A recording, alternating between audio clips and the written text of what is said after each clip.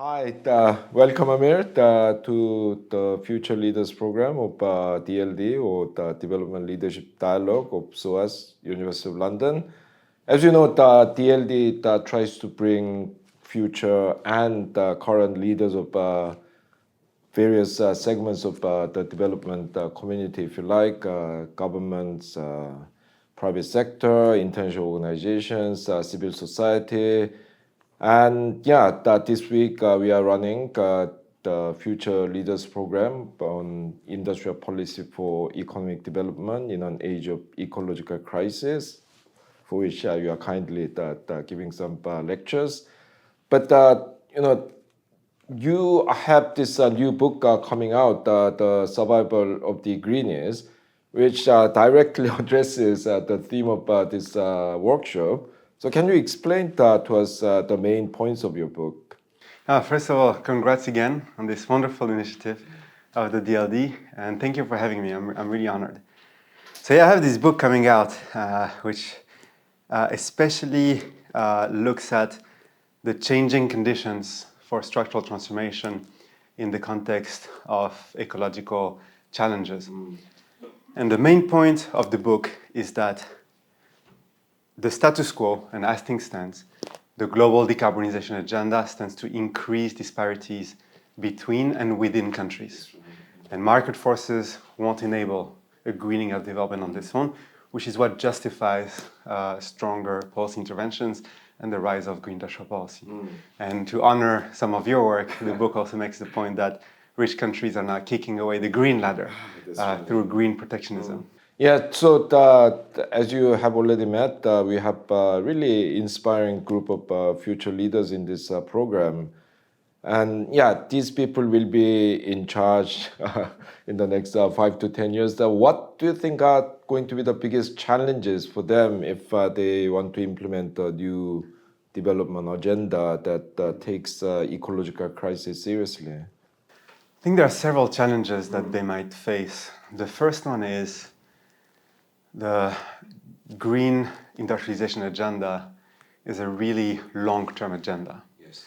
And but it also has to deliver results on the short term too, to buy enough popular support, strengthen social coalitions, to buy more time, right, for this agenda and even rectify the strategy over time. Yeah. And I think that one of the biggest issue of our time is that policymakers, their time horizon is becoming increasingly shorter. And so green industrial policy can be costly in the short term, but the results, it's really about opening long-term pathways to development, as opposed to short-term carbon-intensive models, right, which might deliver short-term growth, but actually lock in on the long term. And another issue, and this is something we've discussed lengthy, is the kind of policy coordination between different ministries, different units. Unlike standard industrial policy, which used to be the domain of the famous Ministry of Industry and Minister of Industry and Trade in many countries, green industrial policy involves many different actors, types of stakeholders within and beyond the state. So it requires a new type of organizational capabilities. And these are the kind of success factors that might deliver results. Yeah, that's right. Yeah, if you want to make a big systemic change, you need to work on many fronts at the same time. And as you said, at the moment, all these government departments and agencies are siloed.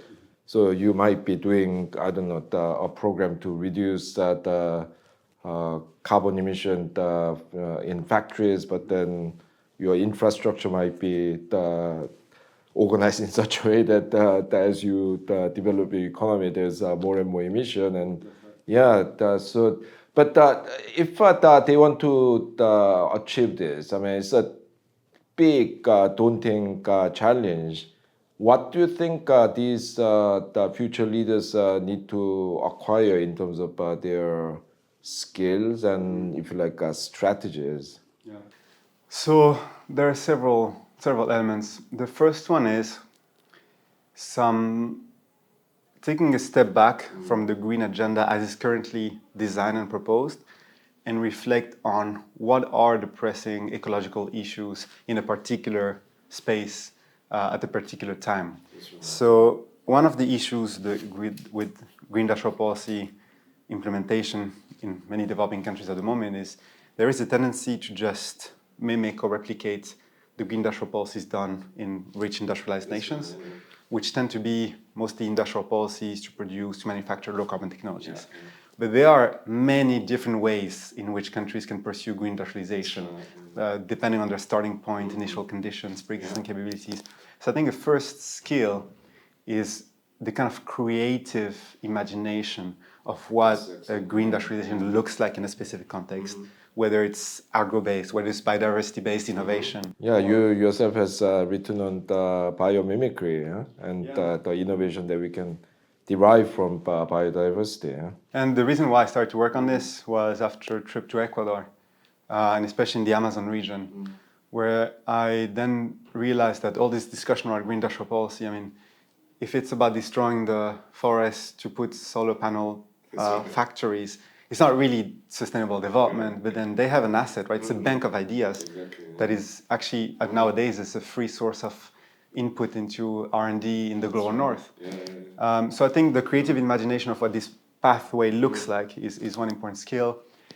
Another one is the ability to learn, because there's still so much to learn from past attempts and experiences of industrial policy and the literature on industrial policy, to not replicate past mistakes.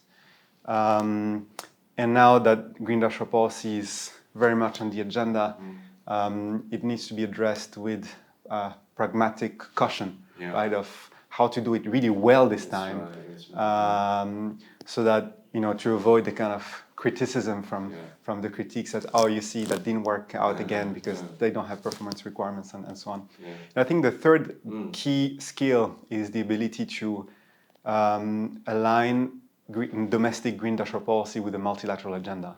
For many countries currently pursuing green industrial policy, they're very large economies, right?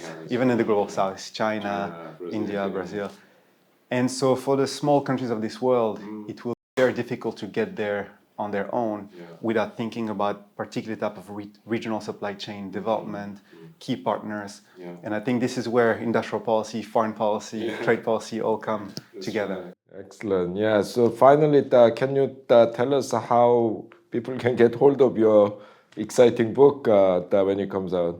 So the book is coming out on April 25th, open online. And it will be open access, so completely free to download. And the print copy is coming up next month on May 20th. So they can find it on the Cambridge University Press website, on Amazon, and other sites. That's brilliant. Thank you very much. Thank you, Ha-Joon.